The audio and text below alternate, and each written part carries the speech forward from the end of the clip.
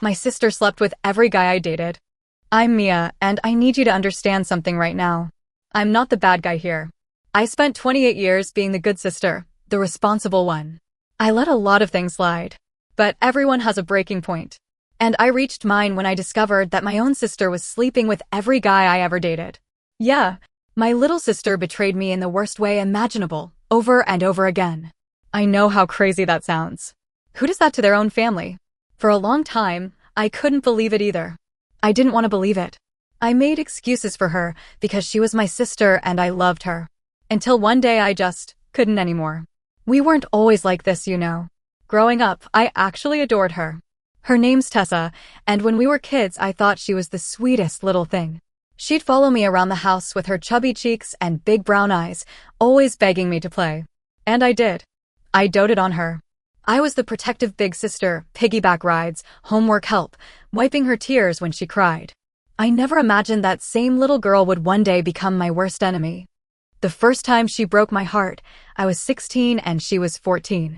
It was over something as stupid as a high school crush. I had just gotten my very first boyfriend, Jake. He wasn't exactly the love of my life, but back then it sure felt like it. You remember how intense everything is at 16, right? Jake and I were inseparable that summer. We'd hang out at my house almost every day, watching movies on the couch or doing our summer reading together. And Tessa would hover around us like an excited puppy, always asking if we needed snacks or wanted to play video games with her. I thought she was just trying to bond with us. I was so naive. One afternoon, I came home earlier than usual from my summer job at the library. The house was quiet, and I figured maybe Jake had gone home and Tessa was out with friends. I went up to my room, thinking I'd flop onto my bed and text Jake to come over later. But when I opened my bedroom door, it felt like I'd stepped into someone else's life. There was my boyfriend, my first love, lying in my bed, shirtless and tangled up with my little sister. I just froze in the doorway. I remember the grocery bag slipping out of my hand and oranges rolling everywhere across the floor. It was like a scene from a trashy soap opera. I wish it had been. I wish I wasn't living it. Tessa and Jake jumped up the second they saw me. He scrambled to pull on his jeans, stammering, "It's not what it looks like." As if there was any possible way it wasn't what it looked like. Tessa just sat there on my bed, wrapped in my blanket, her face white as a sheet. For a second, our eyes met and she actually looked scared. Maybe she thought I was going to lunge at her or start screaming. Honestly, I felt like doing both. But I was too shocked to do anything. I just turned and ran. I don't even remember deciding to run. My body just took over. I bolted down the stairs and out the front door, tears blurring my vision. My chest was so tight I couldn't breathe. It felt like the ground had been ripped out from under me. I ended up at a small park down the street, huddled on a bench, sobbing so hard I thought I'd be sick. I kept asking myself why. Why would my own sister do this to me? Why would Jake? I was 16, heartbroken and humiliated. The betrayal cut so deep I thought I'd never heal. Maybe an hour later, Tessa found me at the park. Her eyes were red and she was shaking like a leaf. She begged me to listen. Through hitching sobs, she said it was an accident, that she never meant for it to happen. She blamed Jake, said he flirted with her, made her feel pretty and grown up, and she got confused. She swore it was a one-time mistake and they'd only kissed, nothing more. I knew that was a lie considering how I'd found them, but I couldn't even bear to think about that. She begged me not to hate her.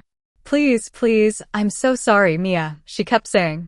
"I'll do anything to make it up to you." I wanted to stay angry. I wanted to scream at her and call her every name in the book. But this was my baby sister. I'd spent my whole life protecting her, and now she looked so pathetic and small. So I did what I'd always done, I put her feelings first.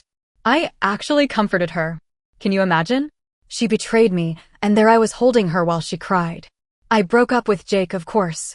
Told him to go to hell and never speak to me again. He tried to apologize, but I was done with him. Losing my first boyfriend hurt, but losing my sister hurt a million times more. So when she kept begging for forgiveness, I gave it. We even pinky promised we'd never let a stupid boy come between us again. She was my sister, and I convinced myself it was just a one-time, horrible mistake. For a while, it was like it never happened. We went back to being sisters, almost like old times. We walked to school together. We whispered secrets under the covers at night. I helped her pick a dress for her first high school dance. I was so relieved. I thought, okay, we survived that. Sure, Things were a little weird sometimes. I'd catch myself wondering if she really was sorry, but I pushed those doubts away. I wanted to trust her. I wanted my sister back. The next few years were normal, I guess. We never talked about that day again. Eventually, I even started dating someone new. In college, I met Aaron. He was someone special, my first serious adult relationship. Smart, funny, treated me like gold. By then I was at a university a couple hours away, and being away from Tessa helped me move on. It was easier to believe what she did was just a fluke when I wasn't seeing her every day. Aaron and I dated for almost a year. I was crazy about him. I brought him home over spring break to meet my family. By this time, I figured Tessa and I were solid. She even had a boyfriend of her own at her school, and she'd matured since the Jake incident, or so I thought. She was 18 now, practically an adult. I trusted she wouldn't pull something like that again. God, I was an idiot. At first, the visit was great. My parents loved Aaron. And to my relief, so did Tessa, at least in a normal little sister way. She was friendly but not flirty, just excited to meet my boyfriend. We even had a big family dinner where she jokingly threatened him, "You better treat my sister right or you'll have me to answer to." We all laughed. It felt wholesome. I let myself hope that the nightmare from a few years ago was really behind us. One night during that visit, Aaron and I decided to go for a late drive to get some ice cream at an all-night diner he loved. We invited Tessa to come, but she said she was tired and might just watch a movie at home. So off we went. We were gone maybe 2 hours. When we got back, the house was dark and quiet except for the blue glow of the TV in the living room. I tiptoed in, laughing softly with Aaron about something, trying not to wake anyone. Then I saw it. 2 figures curled up under a blanket on the couch. My heart dropped into my stomach. I don't know how, but I just knew. I walked around the couch, and there it was, my worst fear playing out like some sick joke. Aaron and Tessa were tangled up together under the blanket, half-dressed. They didn't even hear me come in. He was busy kissing her neck, and she was running her fingers through his hair, whispering that they should take it upstairs before I got home. I must have made a noise, a strangled gasp, a sob, something, because Aaron suddenly looked up. His face turned the color of ash. Tessa just froze, eyes wide like a deer in headlights. This time, I didn't run. I was 21, not a kid anymore. And I was furious. Something inside me shattered. I told Aaron to get out. My voice came out so cold it scared even me. He started babbling, reaching for his pants. "Mia, I can explain, don't," I snapped. "Just go." He didn't say another word. He grabbed his shoes and shirt and bolted out the door into the night. Then I turned on my sister.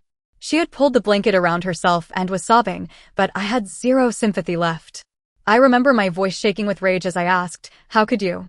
She just kept saying, I don't know, I'm so sorry." She didn't even try to make an excuse. Maybe she knew nothing could possibly make it okay. The commotion woke my parents. I can still see my mom standing on the stairs in her robe, eyes wide in alarm, asking what happened. I was crying and yelling that Tessa had slept with Aaron. Mom gasped like she'd been shot. Dad looked at Aaron's empty shoes by the door and put 2 and 2 together. He started cursing up a storm, ready to tear into my boyfriend, not realizing Aaron had already fled. In the chaos, Tessa ran upstairs, wailing. That night, everything came out. Through ugly sobs, I told my parents about how Tessa had betrayed me with Jake back in high school too. They were stunned. They had known I'd broken up with Jake, but I never told them why. I guess I wanted to protect them, or maybe to protect Tessa, since I truly believed back then it was a one-time stupid mistake. My mom just kept saying, oh my God, and hugging me, trying to calm me down. My dad looked like he was about ready to punch a hole in a wall. I had always been the steady daughter, the one who handled her own problems. Seeing me that broken up absolutely crushed them. When things finally quieted a bit, Mom went to check on Tessa, who had locked herself in her room, hysterical, and Dad sat with me in the kitchen. He asked if I was going to be okay, and if I wanted them to send Tessa away to live with our aunt for a while. He was actually willing to kick his younger daughter out of the house to protect me. A big part of me wanted to scream, yes, please get her away from me. But another part of me felt guilty. She was still my sister, and upstairs she was sobbing her eyes out. Dad must have seen the conflict on my face, because he just sighed and said, "It's your call, kiddo." In the end, I told Dad not to send her away. The next morning, Tessa and I had a long, ugly talk. She finally admitted she'd lied years ago. She and Jake had slept together more than once behind my back. Hearing that was like rubbing salt in an old wound, but I needed the truth. She also confessed she'd had a crush on Aaron from the moment she met him. She swore she never meant to let anything happen, but one thing led to another that night, and she was, in her words, so messed up in the head about it. She kept saying she knew something was wrong with her, and she would get therapy, do whatever it takes to change. Just please don't hate her. I told her I didn't hate her. But I also told her I couldn't trust her. Not anymore. We might be sisters by blood, but at that moment we were barely even friends. She bawled her eyes out and I cried too. We even hugged, but it felt hollow. I felt hollow. That was the day I finally let go of the illusion of who my sister was. She wasn't my innocent baby sister who made one mistake. She was a deeply flawed person who, whether I liked it or not, had something broken inside her. I still loved her, but I knew I had to step away for my own sanity. After that, I kept my distance. I went back to college and buried myself in finishing my degree. I even took a job offer across the state after graduation, just to have an excuse not to come home much. For a couple of years, I only saw my family on holidays. In group settings, I was civil to Tessa. She was still my sister, after all, but I never really talked with her. She tried a few times, sending me long, heartfelt emails owning up to everything and updating me that she was in therapy like she promised. I replied politely, but I never really engaged. I was still too hurt. And a part of me didn't entirely believe she could fix whatever was wrong inside her that made her do those things. Eventually, I heard from Mom that Tessa got engaged to a guy she'd been dating for about a year. Mom was over the moon, chattering about wedding plans and how Tessa seemed so happy and had really turned her life around. I remember plastering on a fake smile and congratulating them, but inside I felt sick. I realized I was terrified for her future husband. What if she hadn't changed at all? What if, in a couple of years, she did to him what she did to me? I decided to reach out to her then, emailed, and asked if we could meet for coffee. I wanted to look her in the eye and make sure she was really better before she walked down the aisle. She agreed to meet me at a little cafe, the first time we'd been alone together in almost 3 years. She looked nervous as hell. We made awkward small talk for a bit until I finally just asked, "Are you really okay now, Tess? Have you really changed?" She knew exactly what I meant. Her eyes filled with tears and she swore up and down that she was done chasing male attention, that therapy had helped her understand and control her issues. She apologized to me again and said she regretted hurting me every single day. By the end of that coffee, we were both crying. For the first time, I actually felt like maybe I could truly forgive her and have my sister back. A few months later, I stood by her side as a bridesmaid on her wedding day. It was harder than I expected. Seeing her walk down the aisle with our dad, radiant and full of joy, stirred up a mix of protectiveness and old hurt inside me. Part of me was happy for her. Another part of me couldn't forget the pain she'd caused. But I swallowed it down, smiled for the pictures, and even gave a toast about how proud I was of the woman she'd become. At that moment, I truly believed my own words. She and her new husband, Mark, looked so in love as they danced at the reception. I prayed that her destructive behavior was finally behind her, for her sake, and for my own heart. And for a while, it really seemed like it was. Tessa settled into married life, and I let myself relax. We actually started to rebuild our relationship during those early years of her marriage. We'd chat on the phone once in a while. I went over to their house for dinner a few times. She seemed genuinely happy. Normal. I thought, maybe people do grow up after all. But about 3 years into their marriage, I got a call from my mom that shattered my fragile hope. Tessa and Mark were divorcing. Apparently Mark had discovered she was cheating on him with not one, but 2 guys from her office. Mom was crying on the phone, absolutely baffled how this could have happened. I just closed my eyes and thought, of course. I had to face the truth. My sister hadn't changed at all. She'd only gotten better at hiding it for a while. I felt sad, angry, and strangely validated all at once. Validated because deep down, I'd always suspected this would happen. Angry because I'd let her back into my heart under false pretenses. And heartbroken for Mark, that poor man who never saw it coming. He didn't deserve that. No one did. Mark hired a shark of a divorce lawyer to make sure she didn't get a penny more than she deserved. I was relieved not to be directly involved in any of it. I still loved my sister in some way, but this time I stepped back and let her deal with the consequences on her own. After the dust settled, Tessa moved back in with our parents, a complete wreck. She barely ate, barely left her old bedroom. I wanted to feel sorry for her, and part of me did, but another part just thought, these were the consequences of her own actions. I visited home occasionally and saw how hollow and broken she looked, but I kept my distance. By that point, I'd sworn off serious relationships for myself. I dated casually here and there, but nothing lasted more than a few months. After what happened with Aaron and seeing my sister blow up her marriage, I just couldn't fully trust anyone. I figured I was better off focusing on my career and healing my own heart. Then I met Daniel. It's always when you're not looking, right? I was at a work fundraiser, bored and planning my escape, when this tall, charming guy struck up a conversation about the lousy hors d'oeuvres. He had me laughing in minutes. By the end of the night, he'd asked for my number, and for the first time in years, I felt a flutter of hope. Daniel and I started dating. Slowly, I let my guard down with him. For the first 6 months, I kept him completely separate from the rest of my life. No way was I taking any chances. We explored the city together and spent low-key nights cooking dinner and watching movies. He was gentle and patient with me, understanding that I had trust issues. I hadn't told him the full saga with my sister yet, just that I'd been burned badly before. He never pushed for more. After half a year, I was falling deeply in love. And I realized I couldn't keep him a secret forever. He deserved to be a real part of my life. When he gently asked if I was ever going to introduce him to my family, I knew it was time. I decided to take the chance. The next time my parents invited me home for a weekend, I told them I'd be bringing someone special. They were thrilled for me. And of course, word got to Tessa that I was bringing a boyfriend. The thought of introducing him to her made my stomach twist. So a week before the trip, I finally told Daniel everything. I laid out the whole ugly story of what my sister had done to me, twice, and even what she did to her own husband. By the end of it, I was shaking and in tears, reliving all that pain. Daniel held me tight.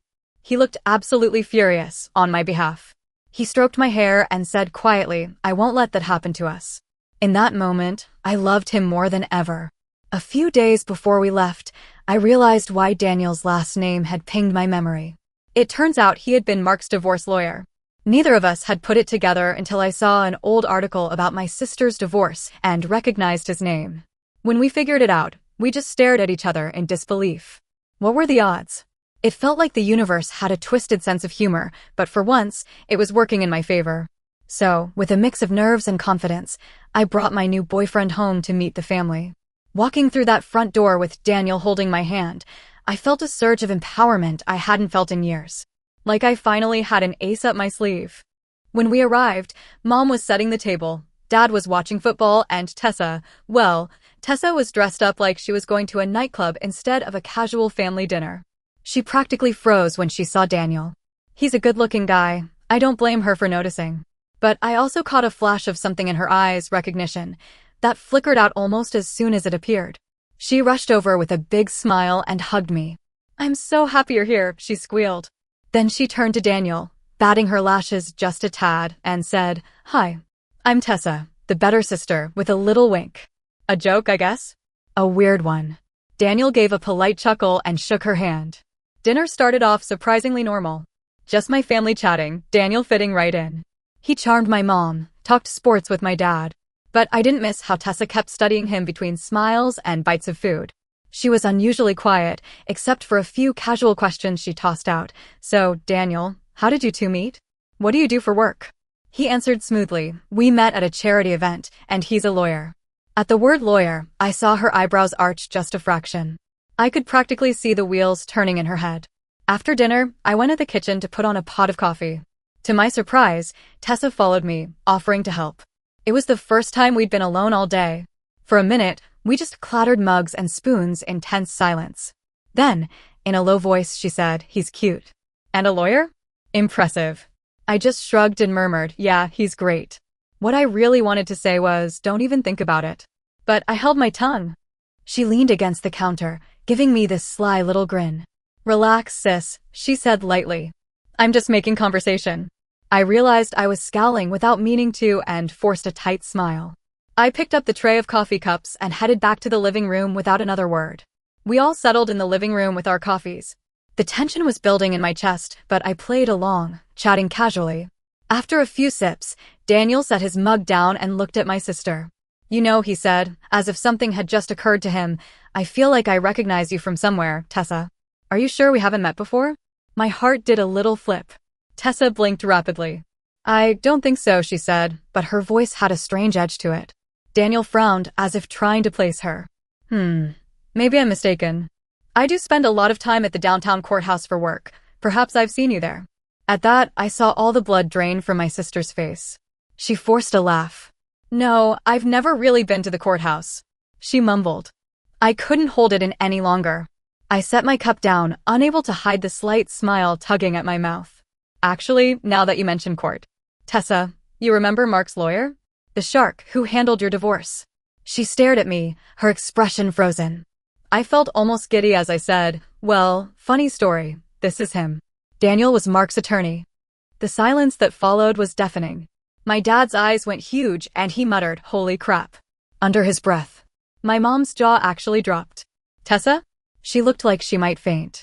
Her whole face went ashen and her mouth opened and closed soundlessly. After a few excruciating seconds, she set her coffee cup down with a trembling hand. Excuse me, she whispered, and then she turned on her heel and hurried down the hall to the bathroom. The moment she was out of sight, I let out a breath I didn't realize I'd been holding. My parents exploded into whispers. Is this for real? You knew about this? Daniel calmly explained that yes, he had represented Mark in the divorce, and that neither of us had known about the connection when we started dating. My mom put a hand over her mouth, trying to stifle a hysterical little laugh. My dad just shook his head in disbelief, muttering something about, you can't make this stuff up. When Tessa finally emerged, her eyes were red and puffy. But she had composed herself, at least on the surface. She sat down and gave a weak little laugh. Well, she said softly, isn't the world small? Daniel just smiled politely. For a few minutes, he kept the conversation going, mentioning in general how tricky divorces can get when infidelity is involved. Each word made Tessa visibly flinch. I quietly sipped my coffee, watching my sister squirm for the first time in her life. Not long after that, Tessa claimed she had a headache coming on and excused herself for the night.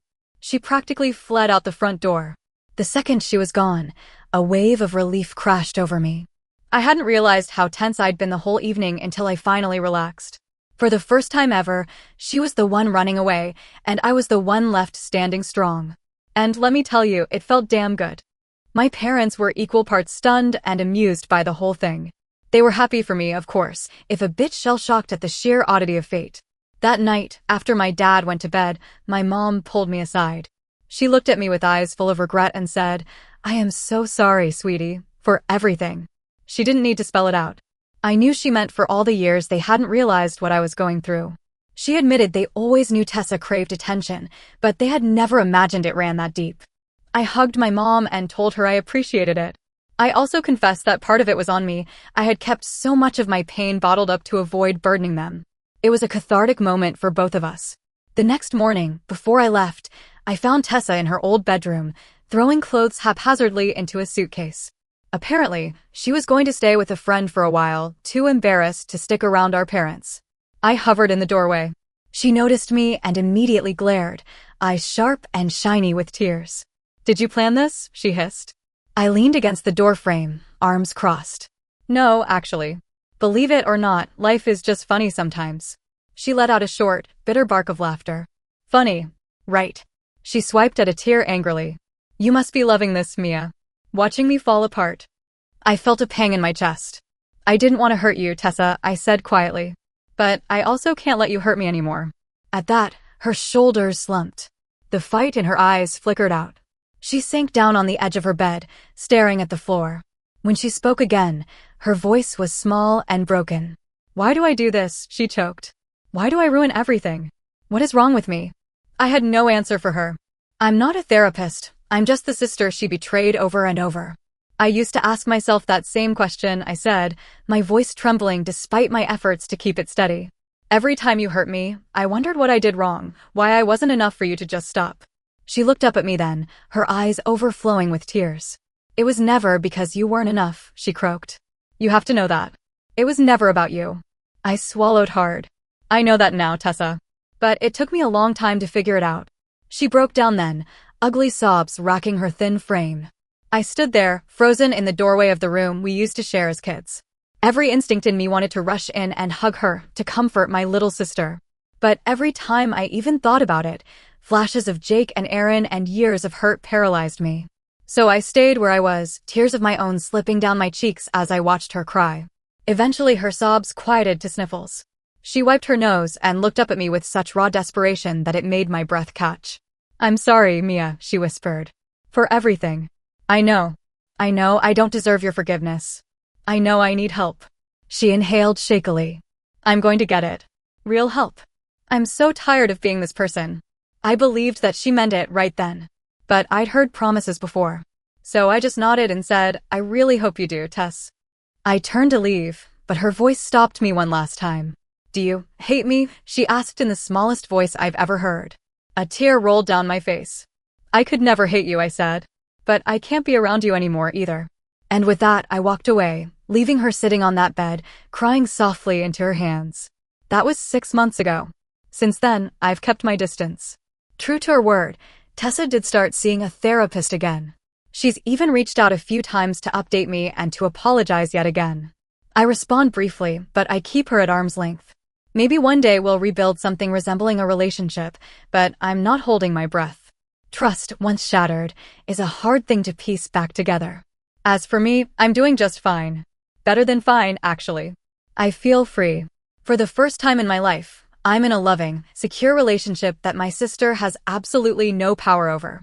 In fact, a few weeks ago, Daniel proposed to me on a quiet evening at home, just the two of us. He said that after that fateful dinner with my family, he knew he never wanted to let me go. I cried and said yes. My sister doesn't know about the engagement yet. I'm not sure if or when I'll tell her. She'll find out eventually through our parents, I'm sure. A part of me feels a twinge of sadness that I can't share my happiness with her like a normal sister would. But then I remember all the nights I cried because of what she did to me, and that sadness hardens into resolve. I wish things could have been different. I wish my sister could have been just my sister instead of a lifelong source of pain. Despite everything, a part of me will always love that little girl who used to follow me around like I hung the moon. But I have to love myself and my own future more. So no, I'm not the bad guy here. I'm just someone who finally decided she'd had enough. In the end, I didn't have to take revenge by hurting her the way she hurt me. Life took care of that on its own. All I had to do was stand my ground and let the truth do the rest. And now, at last, I can close this chapter of our story and start a new one on my own terms, at peace with whatever comes next.